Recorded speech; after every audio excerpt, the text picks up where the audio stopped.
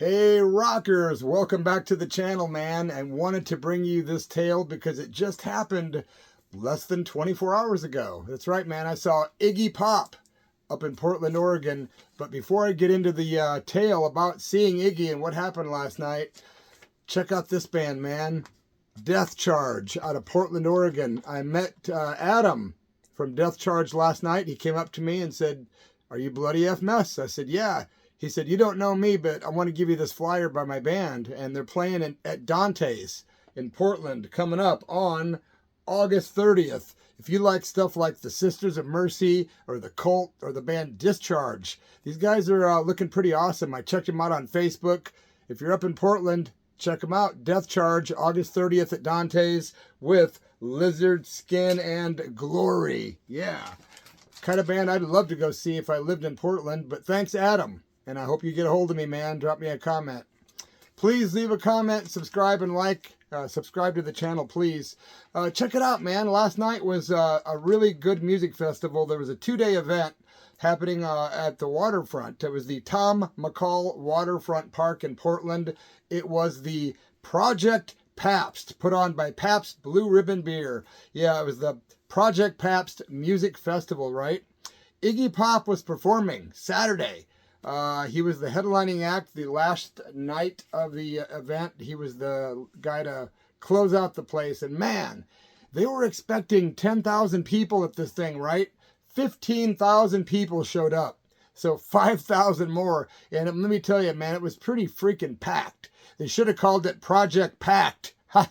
Anyway, it was pretty cool seeing Iggy Pop on his Live 2025 tour, which is funny because I always say, I'm still alive in 2025, and I just found out tonight that the name of his tour is called Live 2025.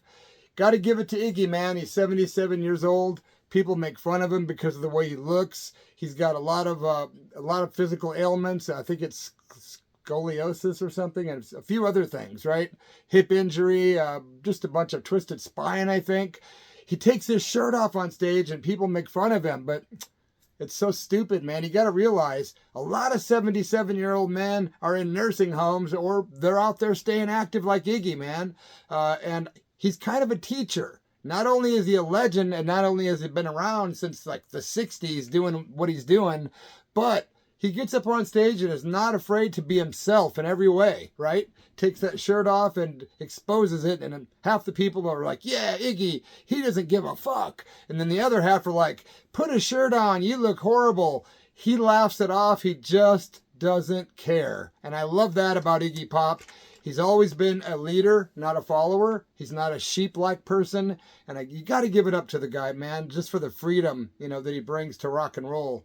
Like I said, they expected 10,000 people. It was really packed. I ran into a few people that said, hey, are you Bloody F Mess? I ran into some old friends, met a lot of new cool people. It was really a good time, man. A lot of smiling people singing along to the tunes. I got to see Devo, right? Before Iggy Pop played. I'm going to make that a separate video because there's a lot of stuff I want to talk about in this one. I don't know how much longer Iggy's going to be around because he's getting up there, but I know he's still giving it all he has, and judging by the show last night, he's still got a lot of mileage if he chooses to do so. But when I get towards the end of the story, you're going to see or hear an example of why Iggy Pop might not stick around, because he ended up getting injured. And I'll tell you how that happened. I'll give you the entire scoop because we were right there. Not far back either, man. We weren't like all the way in the back where you had to watch the screens because they had 2 of them on stage. Oh, one over here and one over here. And you couldn't see the stage. You just looked up and they had all the good parts. But luckily, we could see the stage and the screens. So that was really cool. You can see the video that I took from the show last night on my other YouTube channel. It's called The Church of Rock, all one word. And I put a few videos up tonight. I'm going to do the rest tomorrow. And I got a lot of shorts too. So you'll get to see exactly what I'm going to talk about in this here video. Oh, let's see. Had a blast. We were, like I say, Iggy came on stage at exactly 8:30. His band came out first. The big light up screen behind the band started lighting up and had a lot of cool images on there throughout the night. The band plugged in, they got on their instruments, and about a minute later, here comes Iggy, man, running out onto the stage and like doing his customary waving at everybody and being all silly and how he is. Well, he comes out with a shirt on, right? And that lasted for about 10 seconds. It was literally, and he was like, haha, here I am, all in my full-on glory. And it was a trip, man. 10 seconds at most, and that shirt was gone.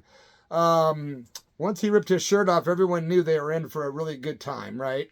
The band was great, by the way. Very killer. Great PA system. You could hear the vocals really well. There was times where Iggy had the band arrange songs differently than they were on the original recordings. And there were times where the music got real low, where it was just like the drums and Iggy doing like this dramatic sort of enunciated vocal thing. It was really good. And he had a horn section, man. He brought a 2-piece horn section with a trumpet player and a trombone player. I'll give you the names of the people I know of. It was really tough. I could not find the name of most of the members of the current band. As much as I looked, I couldn't find the people that, like 3 or 4 of the people in the band's names. So I'm going to ask you, dear listener and watcher, do you know the name of the drummer, the keyboard player, or either one of the guitar players in the band last night? I could only find the horn players' names, man. Leron Thomas on trumpet and Corey King on the trombone.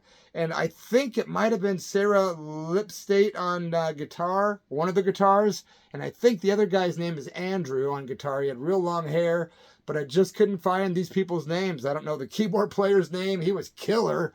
The drummer, though, that guy took the cake. That guy was just badass, and he was thumping, man. And the guitar players were both great. Keyboard player was just fantastic. I got to give it to Iggy, man. He always picks a stellar band. I heard he's been recently touring with Matt, what's his name? The dude from Guns N' Roses, man. I always forget his name. Oh, gosh. Duff McKagan on guitar, I think, or bass, I mean. And the Chad from Red Hot Chili Peppers on drums. I didn't know that. But those guys weren't at this show. And I did get the entire set list written down for you, and I'm going to go do a little play-by-play of what I got to witness. You know, once Iggy came out and ripped off the shirts, the screen's fired up. He's got his black pants on, his black shoes. He's all scraggly on his face. Just that lovable Iggy Pop mug, you know. Just doesn't give a fuck. The first song, man, came right out. They came out ripping. I'm telling you, it was almost like this was an Iggy Pop greatest hit show, because there wasn't a lot of newer material. It was mostly like the best of. He played most of the Raw Power album. He did a lot of stuff from Lust for Life, starting out with TVI from the second album by the Stooges called Funhouse. It was just killer. It was just a really good song, man. The way they kind of flowed through it, it was just great. Raw Power was the second song from the third Stooges album, entitled Raw Power. We were all singing along. Iggy was up there just going back and forth, running, you know, from side of the stage to side of the stage, waving at people up front, sticking the microphone down his pants at various times and just standing there, and he'd wave his arms. He'd get the entire place waving their arms too, man. It was like he had a great army there, and most people were singing along. This guy was singing along to every song in full pride. It was just great to go see an act that I love so much. And I don't know how many times I've seen Iggy. This was probably the 6th time, I imagine. Yeah. After he did Raw Power, they went into I Gotta Right, which was first recorded in 72-73, but was rejected by the management. So it was only released as a single in 77 and on a bunch of other compilation and live albums. I Gotta Right, what a great tune. Then they went into Gimme Danger, which is one of my very favorite Stooges songs of all time. The lyrics are just beautiful, man. He had the mic sticking down his pants. He's up there. There's nothing left but lies and a pair of glassy eyes. What a great tune, man. Kiss me like the ocean breeze. It's just so poetic, and the band did a great version of Gimme Danger. The Passenger was next, one of his most famous songs from the Lust for Life album. from his second studio album is the Lust for Life album. The horn section was shining. The keyboards were really good. The whole audience was singing along to this song, man. It was very trippy too. The women behind the screen, on that screen behind the stage, it was like this black and white projection. They looked like ghost-like or kind of black and white. Real wild watching that behind the scenes. It was really almost a jazzy version of the song. Iggy got everybody waving their arms. The entire band was just on it. They did a breakdown during the song that was different, much different than the original, and Iggy was up there with just like the drummer, and he was singing along, and man, it was just so freaking cool. I love how he took time to arrange these songs different. The breakdown was just great. The vocals were enunciated as almost isolated vocals, created kind of a beatnik vibe, almost like a spoken word old school beatnik record with just a little bit of jazz music in the background and Iggy doing those lyrics. It was pretty freaking cool, man. And we ride, I am the passenger. It was cool, man. I was really enthralled by Iggy Pop on that song. After that, they broke into a song that, well, I was hoping he'd do. Lust for Life. Yep, from the Lust for Life album. That was just killer. Then they went into one I did not expect from the Raw Power album, Death Trip. Yeah, man, if you're a Stooges fan, you know that's a great one, man. Death Trip was really good. It was fucking fantastic, actually. Sick boy, sick boy. Yeah, man, Iggy Pop singing Death Trip was really cool, man. I love that. I Want to Be Your Dog from the first Stooges album from 1969 was up next. It was a crowd favorite. Everyone went nuts when I Want to Be Your Dog started, you know, the opening riff started, and of course Iggy started walking out into the crowd, man, like he does. They had these barriers that separated like a little walkway, so Iggy could walk down and people could reach over on either side and shake his hand or give him a high five. He's really cool physically with his fans, people grabbing his hair and just being, you know, kind, until later. I'll tell you about that later though, and that sucked. But anyway, at this point, he's walking between the people and everyone's singing along. He's giving the mic to people. They all knew the words. It was making him smile. He was like giving them high fives. It was cool, man. Search and Destroy next, another killer one from the Raw Power album. Great lyrics. He is the world's forgotten boy, the one who searches and destroys. Yeah. And they had a big picture of the big panther, the cheetah, the, you know, street walking cheetah. The cheetah patch, which I have a patch of, was on the back screen behind the band. It was just a badass logo. After they did Search and Destroy, they went into Down on the Street from the Funhouse album. All these red lights and real chill, groovy tune. It just built up to a big screamer. Like it was just real chill. And man, Down on the Street, I just loved that freaking song, man. The vocals were nice and loud. And I just loved the, again, the way they had arranged the tune, man. Then they went into 1970 from the Funhouse album, which was great. 1970, Rolling Inside. Yeah, that's a great one, man. Loose was up next and the 12th song on the list. By the way, he did 20 songs in an hour and a half. They did Loose, which was from the Funhouse album. I'll stick it deep inside, 'cause I'm loose. Yeah, it was really well represented. The lyrics were good. His vocals were good. He was walking between the people again.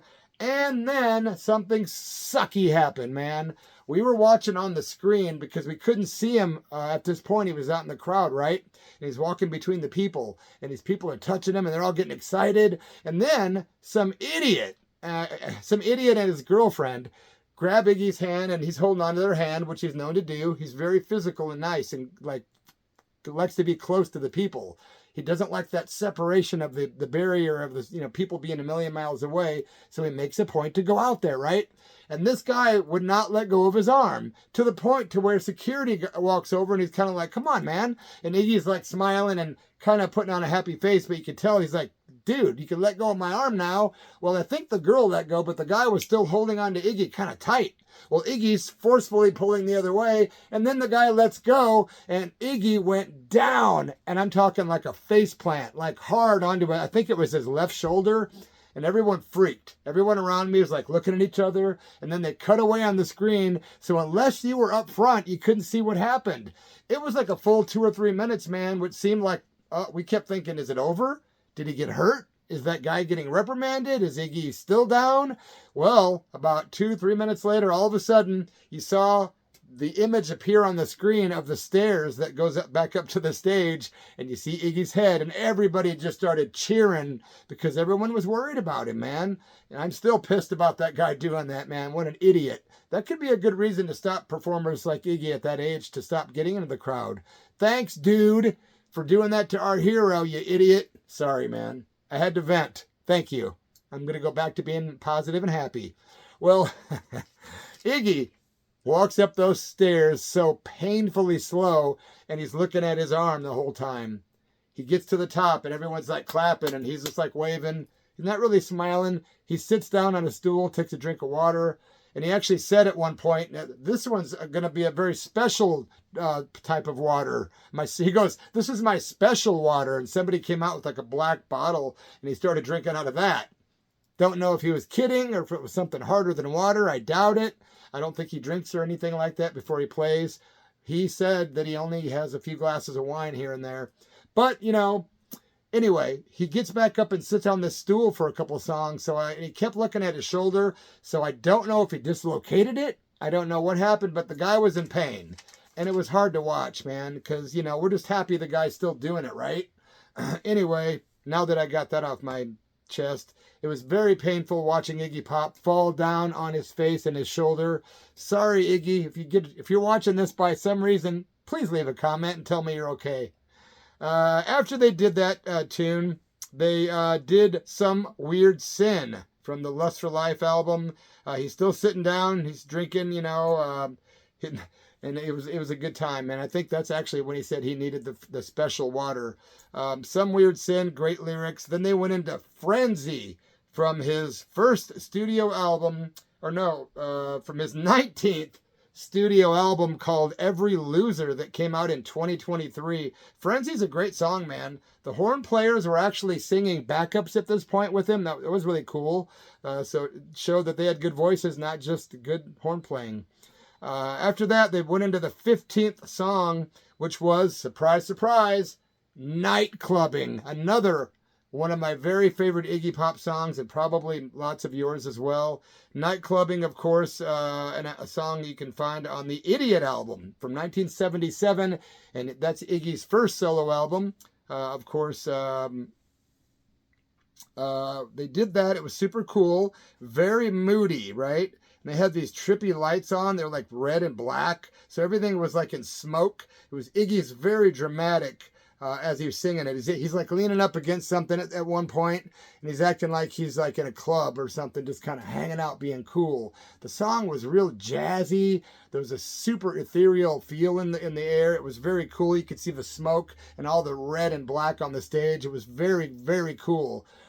His female guitar player had on a cool outfit that was kind of see-through. It was tasteful, yet it was also a little decadent, which was perfect for Iggy Pop, right? So he had this beautiful, talented girl on guitar. Damn it, I still don't know her name, or the other guy's name, or the drummer's name, or the keyboard player's name. So leave a comment below if you guys know for sure who's playing, because I couldn't find it anywhere at all. Let's see. After they did that, all of a sudden, at the end of Night Clubbing, he says, "Apocalypse!" And the band goes into this like minute and a half, just cacophony of craziness. It was bizarre. They were all playing like just almost out of tune, just this great racket. And Iggy Pop starts yelling, "Everything's fucked up! Everything's fucked up!" I made a note on this one. Yeah, he did it, man. He said everything is fucked up. The wind, the fans on stage are blowing his hair. The band's up there doing this just crazy, noisy sound. And he's up there, everything's effed up. It was really cool, man. And I like how he added that apocalypse at the end of Night Clubbing. Very, very cool. Then he went into a tune called Modern Day Ripoff, which is from the Every Loser album. And he's up there telling people stuff like, "Thank you so much for listening to my music." He's a very grateful guy, man. Always has been. Always been a rocker for the people. And always a bit off his rocker, too, you know. And that's what I love about Iggy Pop, man. Got to give it up for Iggy Pop. I actually recorded a song in 2013. You can find that on YouTube. It's called The Bloody Mess Rock Circus. Iggy Pop Doesn't Stage Dive Anymore. And Iggy actually got a copy of that CD from my daughter about a year after that album came out, maybe in 2014. Don't know what he thought about the song, but I'd sure like to know. Anyway, you can find that on my other channel. Again, Iggy Pop doesn't stage dive anymore. Check it out, man.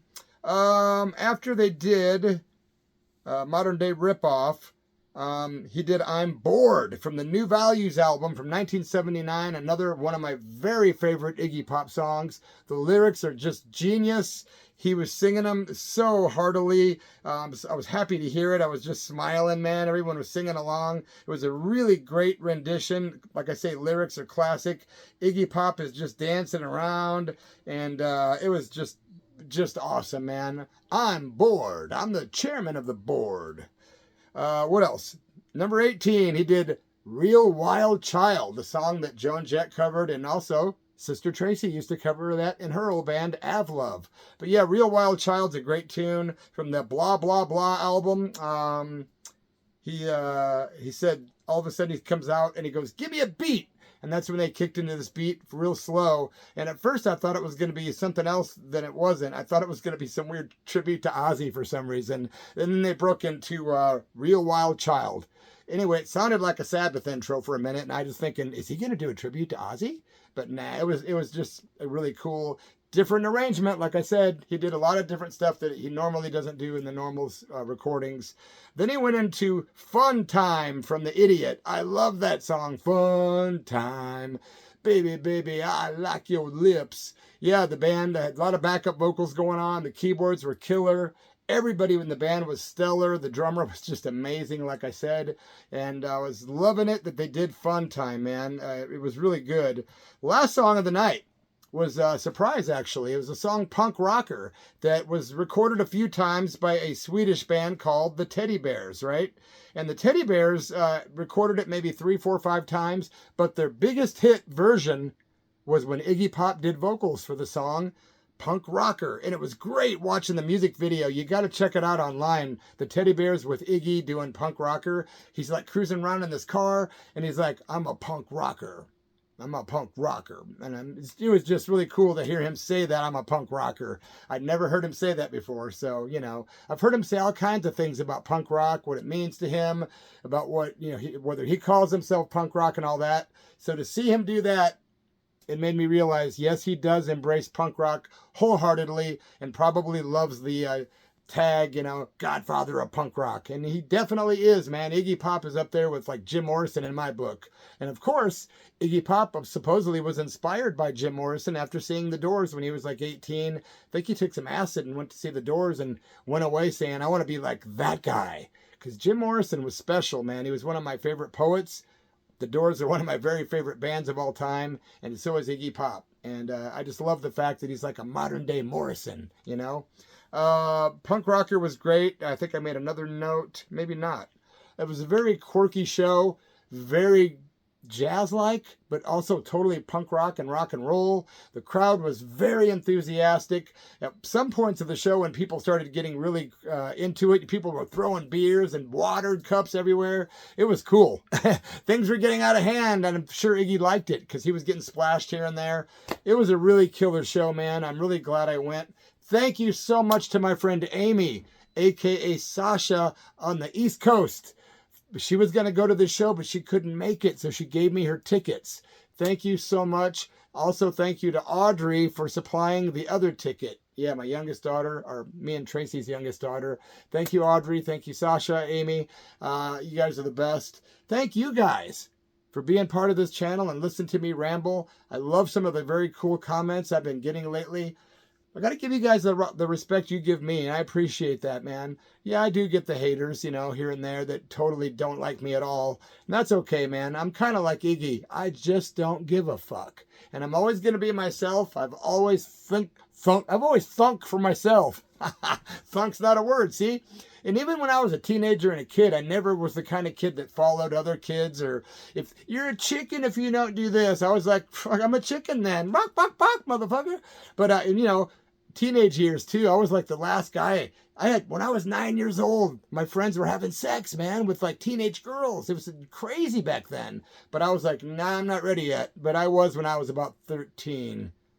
That's all I'm going to say about that. But I only did things when I wanted to. I didn't even start smoking cigarettes till I was 22, and everybody in my entire universe smoked cigarettes. But when I was ready to take on that bad habit, I did, and I've kicked it a couple times and went back and blah, blah, blah, blah, blah, blah, blah. Thanks for being here at Bloody F Mess Official. I do have a ton more tales coming at you soon from the bottom of my black little heart. Respect.